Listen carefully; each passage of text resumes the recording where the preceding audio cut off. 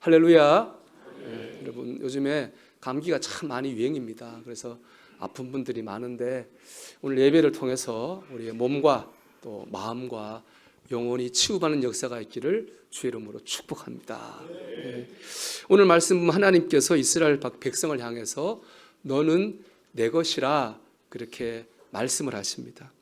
이것은 이스라엘 백성을 향한 말씀이기도 한 동시에 저와 여러분을 향한 말씀이기도 합니다. 너는 내 것이라. 참 그 자체로도 너무 은혜가 되는 말인데요. 그런데 이 본문 이사야서의 배경을 알고 묵상하면 더 은혜가 돼요. 그리고 정말 요즘 시대에 필요한 말씀이구나 라는 사실을 깨닫게 됩니다. 그래서 오늘은 이사야서의 배경을 생각하면서 너는 내 것이라 라는 그 말씀 속에 있는 하나님의 은혜를 묵상하고자 합니다. 이제 본문 이사야서는 예수님이 오시기 한 600년 정도 전에 이사야 선지자가 선포한 예언의 말씀입니다. 그런데 이사야서는 보면 크게 세 부로 나누어져요. 첫째는 심판이고 구원이고 영광입니다. 먼저 심판을 보면요, 1장부터 39장은 심판의 말씀이에요. 우리 1장 2절 보면 이렇게 되어 있거든요. 우리 같이 읽어볼까요? 하늘이여 들으라, 땅이여 귀를 기울이라. 여호와께서 말씀하시기를 내가 자식을 양육하였거늘 그들이 나를 거역하였도다 그랬습니다. 저기 자식은 이스라엘을 말하는 거예요. 하나님이 이스라엘을 택하시고 하나님 백성으로 삼으셨거든요. 이스라엘 하나님 잘 믿으며 살면 되는데 하나님을 거역했습니다. 그들 하나님을 믿는다 하지만 속으로 다 자기 마음대로 했습니다. 돈, 권력, 사람, 하나님보다 더 다른 더 귀의 은밀한 우상을 섬기고 하나님 말씀을 따라 살지 않았습니다. 그것 때문에 하나님께서 그를 심판하셨고요. 그 심판의 결과는 패망입니다. 주전 586년에 바벨론이라는 나라에 이스라엘이 망했습니다.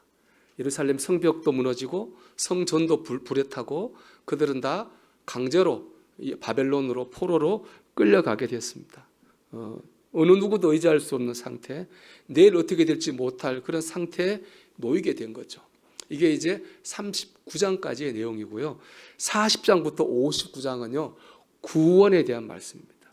이 죄로 인해서 망해서 바벨론으로 포로로 끌려간 이스라엘 하나님이 구원해 내십니다.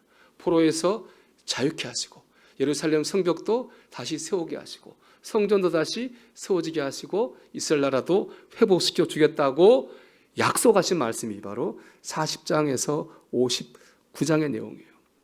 이제 오늘 본문이 43장이니까 역시 구원에 대한 말씀이에요. 그런데 특별히 43장이 특별한 건 뭐냐? 구원 중에서도 하나님께서 왜 이스라엘을 구원하시는지 그 이유에 대해서 말씀하셔요. 말씀드린 것처럼 이스라엘이 망한 것은요, 사필귀정입니다. 그들이 죄를 뿌렸고 뿌린 만큼 거둔 겁니다. 그들이 잘했는데 망한 게 아니거든요. 이스라엘뿐 아니라 다른 나라도 다 그렇게 한 대우하셨어요. 잘하면 상을 주고 못하면 벌을 주셨거든요. 그렇기 때문에 이스라엘이 망했다라 가지고 이스라엘 사람들이 스스로 억울해할 이유가 없습니다.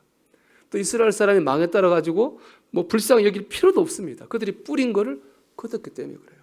그런데 하나님께서 유독 이스라엘만큼은 불쌍히 여겨주세요. 그래서 지금 구원해 주신다는 겁니다. 그 이유는 바로 뭐냐? 오늘 말씀의 주제에 있습니다. 너는 내 것이라. 1절 말씀 볼까요? 야곱아, 너를 창조하신 여호와께서 말씀하시니라. 이스라엘은 너를 지으시니가 말씀하시니라. 하나님이 이스라엘을 만드셨어요. 하나님이 우리를 만드셨어요. 하나님이 이스라엘을 창조하셨어요. 하나님이 우리를 창조하셨어요. 하나님의 것인 거예요. 여러분, 부모가 자식을 불쌍히 여기고 사랑하겠다는데 무슨 설명이 필요하겠습니까? 아무리 사람들에게 손가락질을 받는 악인이라 할지라도 부모는 그 자식의 편이 되는 것이 세상의 인지상정의 이치인 겁니다. 하나님이 바로 그렇게 하는 겁니다. 이스라엘은 하나님의 것입니다. 이것이 바로 하나님께서 이스라엘을 구원하시는 이유예요. 여러분, 4절 상반절 한번 보세요. 같이 읽어볼까요? 내가 내 눈에 보배롭고 존귀하며 내가 너를 사랑하였은즉. 여러분, 옆 사람 한번 보십시오. 여러분, 옆 사람 보십시오. 보배롭고 존귀하게 느껴집니까? 나는 뭐 솔직히 얘기해요. 좋아. 권사님 좋아요. 그런데 막 포배롭고 막 정비하고 이러진 않아, 솔직히. 나도 안 그런데 뭐 어떻게 되겠어요. 좋지, 좋기는. 근데 막 포배롭고 막 정비하고 막 이것도 좀 오버 아니냐 이 생각이 들더라고요. 그런데 하나님 우리를 그렇게 봐주신다는 거예요. 보세요. 여러분 다시 말씀 보십시오. 말씀 다시 볼까요? 응? 4절 말씀 상반 다시 보세요. 4절 상반절 말씀. 우리가 누구 눈에? 내 눈, 하나님 눈에 그래 보인다는 거예요, 여러분. 우리가 권쌤 시험에 든 거 아니죠? 우리가 진짜 보배롭고 존귀하진 않아요, 사실은. 좋기는 좋은데. 근데 하나님은 우리 이렇게 보신다는 거예요. 이게 은혜인 거예요. 사랑하면 뭐가 돼요, 여러분? 콩깍지 가시잖아요. 그러니까 우리를 사랑하시는 거예요. 그러니까 우리가 사랑하시니까 우리가 고난받는 걸 두고 못 보시는 거예요. 심지어 그 고난이 우리가 잘못해서 우리 때문에 우리가 뿌린 걸 거두는 것에도 불구하고 그걸 두고 못 보시는 거예요. 그래서 우리를 구원하시는 것입니다. 하나님께서 우리를 구원하시는 방법은 구속입니다. 오늘 말씀 1절 상반절을 보면 너는 두려워하지 말라 내가 너를 구속하였고. 이 구속이라는 말이 참 귀한 말입니다. 구속이라는 말은 히브리어로 가알이라고 하는데요. 친척이 되다 이런 뜻인데 이 구속이 뭔가를 정확히 보여주는 사람이 바로 룻기에 나오는 보아스예요. 룻은 가난한 과부였거든요. 시어머니도 과부, 먹고 살 방법이 없어요. 보아스는 아주 부자고 훌륭한 사람이거든요.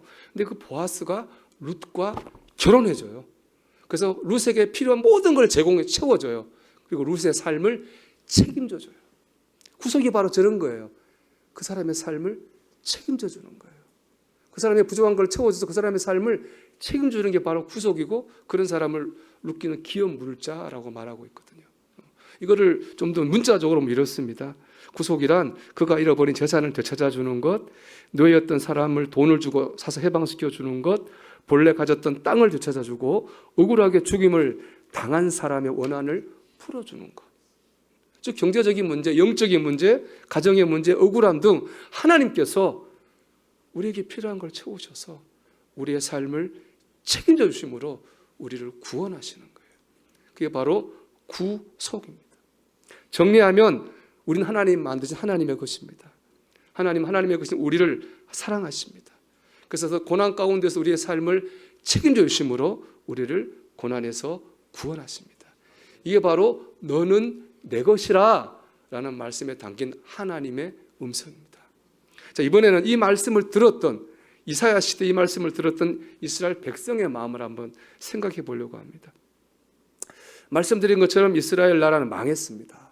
이스라엘 사람들은 고향 예루살렘에서 강제로 끌려가서 포로가 됐습니다. 그런 그들에게 문제가 되는 것 두 가지입니다. 첫째는 뭐냐? 자신이 발 딛고 살던 근거가 사라졌어요. 그들은 이스라엘 사람이었거든요. 이스라엘이 망해 없어졌어요. 어느 나라 사람입니까? 그들은 예루살렘에 살던 예루살렘 사람이었거든요. 예루살렘에서 끌려가서 물도 썰고 낫도 썰고 이방 땅에 던져졌습니다. 그들은 어디 사람입니까? 그들은 어느 나라 사람, 어디 사람 이런 정체성이 없어졌습니다. 나를 나대게 한 것들이 없어졌고요. 나는 누구지? 정체성이 혼란이 올 수밖에 없었던 거죠. 두 번째, 그들을 보호하던 보호막이 사라졌습니다. 나라는 그 백성의 보호막입니다. 나라가 없어지면 백성이 고단해집니다. 우리 지금 전 세계를 떠도는 난민들을 보면 알잖아요. 또 예루살렘에 있었던 내 땅과 재산은 내 보호막입니다. 그 재산이 없어졌습니다. 그들은 이제는 자기가 누군지도 모르겠고 자기가 보호하던 게 사라져 내일 어떻게 될지도 모르는 그런 아주 불안하고 위험한 삶 가운데 있었습니다. 그런 그들에게 너는 내 것이라고 하는 하나님의 말씀은 가장 완벽한 해결책이라고 생각합니다. 이스라엘 사람 아니죠. 예루살렘 사람 아니요. 대신 누굽니까? 하나님의 것이잖아요. 하나님의 것이야. 정체성이 생겼습니다. 그리고 그전에 나라가 보호해주지 못하고 땅과 재산이 보호해주는 게 아니라 누가 보호해줍니까? 전능하신 창조주 하나님께서 그들의 삶을 책임져 주시겠다고 말씀하셨잖아요.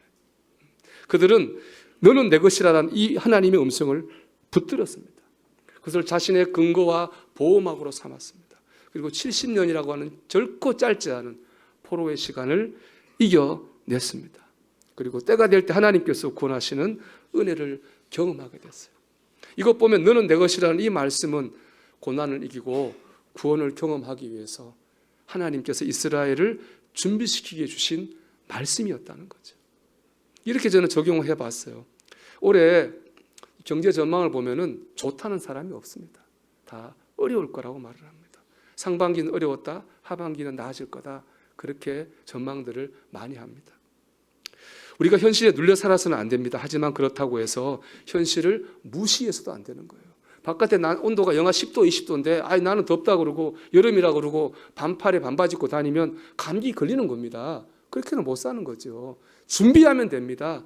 따뜻하게 잘 입고 잘 준비해서 견디다 보면 겨울이 지나고 봄이 옵니다. 잘 준비하고 잘 대비해서 어려움을 잘 견디다 보면은 반드시 구원의 때, 축복의 때가 옵니다. 시편 126편 1절 2절은요, 포로로 살다가 풀려났을 때 이스라엘 백성들이 즐거워해서 불렀던 노래거든요. 여호와께서 시온의 포로를 돌려보내실 때에 우리는 꿈꾸는 것 같았도다. 그때 우리 입에는 웃음이 가득하고 우리 혀에는 찬양이 찼었도다. 꿈꾸는 것, 웃음, 찬양, 막 기뻐하는 모습이 눈에 선한 것 같습니다. 여러분에게 이 역사가 있기를 소망합니다. 꿈꾸는 것 같은 일이 일어나고 웃음이 가득하고 혀에는 찬양이 가득 찬 역사가 있기를 축복합니다. 그런데 이 말씀 결론인 126편 5절 6절 이렇게 말씀해요. 같이 읽어봅시다. 눈물을 흘리며 씨를 뿌리는 자는 기쁨으로 거두리로다. 울며 씨를 뿌리러 나가는 자는 반드시 기쁨으로 그 곡식단을 가지고 돌아오리로다. 아멘. 눈물을 흘리며 씨를 뿌리는 기간이 있었기 때문에 기쁨으로 단을 거두는 기쁨을 얻는 겁니다. 믿음으로 준비하고 믿음으로 잘 준비해서 견딘 시간이 있었기 때문에 구속의 은혜를 경험하는 것입니다. 여러분, 우리가 올 한 해 믿음으로 잘 준비해서 믿음으로 살기를 바랍니다. 그래서 하나님이 주신 기쁨의 때를 경험하시기를 주의 이름으로 축원합니다. 첫째, 내가 하나님의 것임을 믿으십시오. 우리는 하나님의 것입니다. 세상이 뭐라고 해도 하나님 보시기에 보배롭고 존귀한 사람들입니다. 하나님께서 책임져 주시는 사람들입니다. 하나님께서 우리의 삶을 책임져 주실 것입니다. 무슨 일이 있어도 여러분, 나는 하나님의 것이라고 하는 것을 믿으시기를 바랍니다. 두 번째, 하나님을 의지하십시오. 우리 2절을 볼까요? 내가 물 가운데 지날 때 내가 너와 함께 할 것이라. 강을 건널 때 물이 너를 침몰하지 못할 것이며 내가 불 가운데 지날 때에 타지도 아니할 것이요 불꽃이 너를 사르지도 못하리니. 여기 나오는 물하고 불은 고난을 상징하는 거예요. 그렇죠? 물 같은 고난, 불 같은 시련인데요. 1절에서 너는 내 것이라 라는 믿음을 가지고 출발했어요. 그랬는데 2절에서 물 같은 고난, 불 같은 시련을 만난 거예요. 그러니까 너는 내 것이라는 믿음을 가졌다는 자체가 고난을 면제해 주지는 않는다는 얘기예요. 너는 내 것이라는 믿음은 고난을 면제해 주는 믿음이 아니라 고난을 이기게 해주는 믿음입니다. 말씀 보십시오. 내가 너와 함께 할 것이라. 우리가 물 가운데 있든 불 가운데 있든 하나님께서 우리와 함께 하십니다. 물이 너를 침몰하지 못할 것이며 불꽃이 너를 사르지도 못하리니. 그 물 가운데에서 불 가운데 하나님께서 우리를 지키고 보호하십니다. 그러므로 우리는 물 같은 고난과 불 같은 시련 앞에서 하나님을 믿고 의지해야 됩니다. 여러분은 고난 가운데 하나님을 믿고 의지한다는 말을 어떻게 생각하십니까? 저는 고난 가운데 하나님을 믿고 의지한다는 말 이렇게 이해합니다. 그 고난 가운데에도 하나님의 뜻이 있음을 믿습니다. 그게 믿고 의지하는 거라고 생각해요. 우리 미가서 4장 10절 말씀 볼까요? 같이 읽어봅시다. 이제 내가 성읍에 나가서 들에 거주하며 또 바벨론까지 이르러 거기서 구원을 얻으리니 여호와께서 거기서 너를 내 원수들의 손에서 속량하여 내시리라. 아멘. 중요한 건 거기서예요. 거기서 구원을 얻고 거기서 속량을 받거든요. 거기가 어디예요? 바벨론이거든요. 아마 이스라엘 백성이 원했던 것은 거기가 아닐 거예요. 바벨론 거기서 구원을 받는 게 아니라 이스라엘 여기서 구원을 받고 싶었을 거예요. 이스라엘 여기서 구원 받는 방법은 간단해요. 바벨론에 앉으면 돼요. 패망하지 않으면 되잖아요. 그러면 끌려갈 일도 없고 고생할 일도 없잖아요. 근데 하나님은 그들을 여기서 구원하지 않으시고 거기서 구원을 받게 하셨어요. 굳이 여기서 거기로 이끄셨다고요. 그러면 그들을 거기로 이끌어낸 분명 하나님의 뜻이 있다는 거예요. 그래서 거기서 구원을 하시고 거기서 은혜를 베푸는 거예요. 여러분이 받고 있는 고난, 가지고 있는 문제 거기, 여러분 거기에 하나님의 뜻이 있음을 받아들이십시오. 그럴 때 거기서 구원을 받고 거기서 구속의 은혜를 경험하게 될 줄로 믿습니다. 셋째로 하나님의 영광을 드러내고자 하는 목표를 놓치지 마십시오. 7절의 말씀입니다. 내 이름으로 불려지는 모든 자 곧 내가 내 영광을 위하여 창조한 자를 오게 하라. 내가 그를 지었고 그를 내가 만들었느니라. 하나님이 우리를 짓고 만들어 하나님의 것으로 만든 이유가 뭡니까? 내 영광을 위하여. 우리가 하나님의 은혜를 체험하는 걸 통해서 하나님께서 영광 드러내기를 원하셔요. 그렇다면 우리의 목적, 어떤 상황에도 우리는 하나님의 영광이라는 이 목적을 놓쳐서는 안 돼요. 제가 지난 송구용신 예배 때 전도 3장의 말씀으로 때와 뜻이라는 제목으로 말씀을 전했어요. 이 세상의 모든 때에는 하나님의 뜻이 있고 그 때가 아니라 뜻을 바라보아야 됩니다 라는 말씀을 전했었거든요. 근데 이제 그때 꼭 전하고 싶었는데 전하지 못한 말씀이 하나 있어요. 전도서 3장 11절의 말씀이에요. 그러나 하나님이 하시는 일의 시종을 사람으로 측량할 수 없게 하셨다. 그러니까 모든 때에는 하나님의 뜻이 있어요. 근데 문제는 뭐예요? 우리가 그 때를 몰라요. 그 뜻을 몰라요. 모든 하나님 뜻이 있는데 우리는 그 뜻을 모르게 해놓으셨어요. 하나님이. 이게 문제인 것 같아요. 하나님의 뜻을 모르는데 우리가 어떻게 하나님의 뜻을 이루는 삶을 살 수 있을까요? 이게 맞는지 틀리는지 좋은지 나쁜 하나님의 뜻을 모르는데 어떻게 우리가 뜻을 이루는 삶을 살 수 있을까라고 하는 거죠. 방법은 이겁니다. 주어진 때에 하나님을 바라보며, 하나님 바라본다고 하면 지금 제가 전한 말씀입니다. 너는 내 것이라는 이 말씀이에요. 이 하나님을 바라보면서 그리스도인으로서 최선을 다해 사는 거예요. 때에 맞는 말과 행동을 하는 일에 최선을 다하는 겁니다. 그러면 우리가 하다 보면 그 끝에서 하나님의 뜻이 이루어지고 하나님의 영광이 드러나게 될 줄로 믿습니다.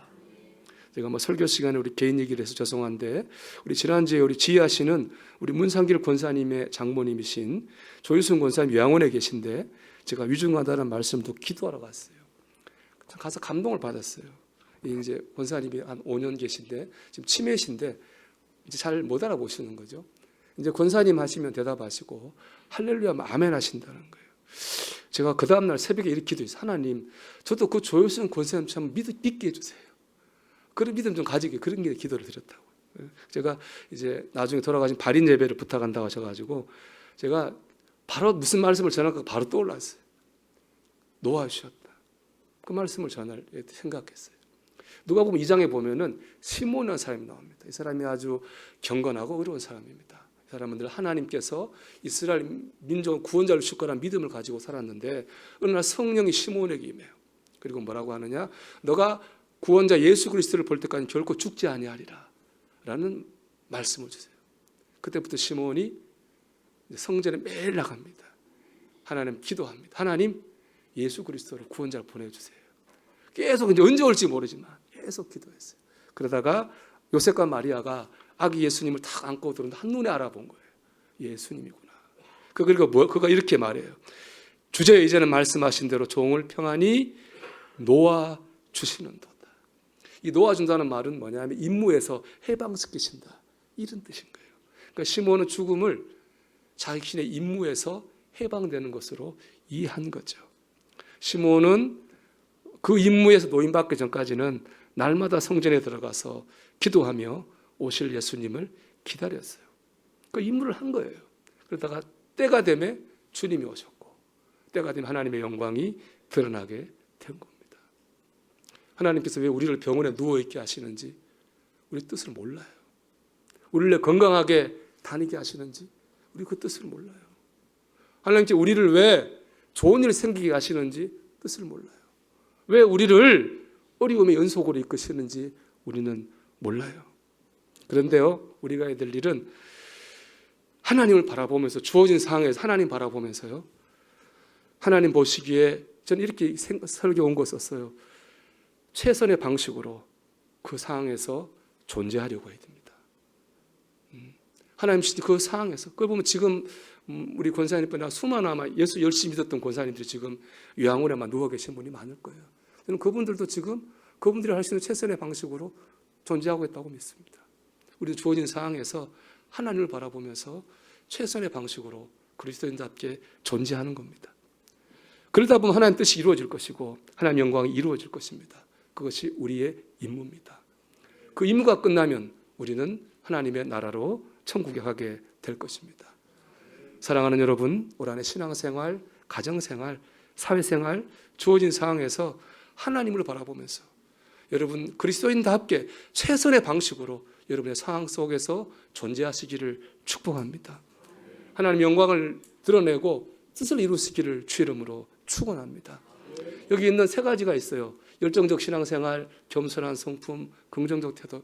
우리는 다 좋지만 이것이 우리가 공유하고자 하는 우리 존재 방식입니다. 열심히 신앙생활 하면서 겸손한 마음을 품고 긍정적 태도를 가지는 것.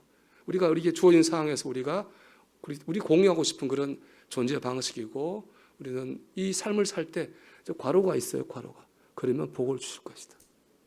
그렇게 저는 믿고 있습니다. 여러분, 우리가 올 한 해를 시작했습니다. 어디에서 어떤 모양으로 있든지 간에 우리는 하나님의 것입니다. 하나님이 붙드시고 책임져 주십니다. 하나님을 믿고 주님을 의지하며 주님의 영광을 드러내는 저와 여러분이 되기를 주의 이름으로 축원합니다.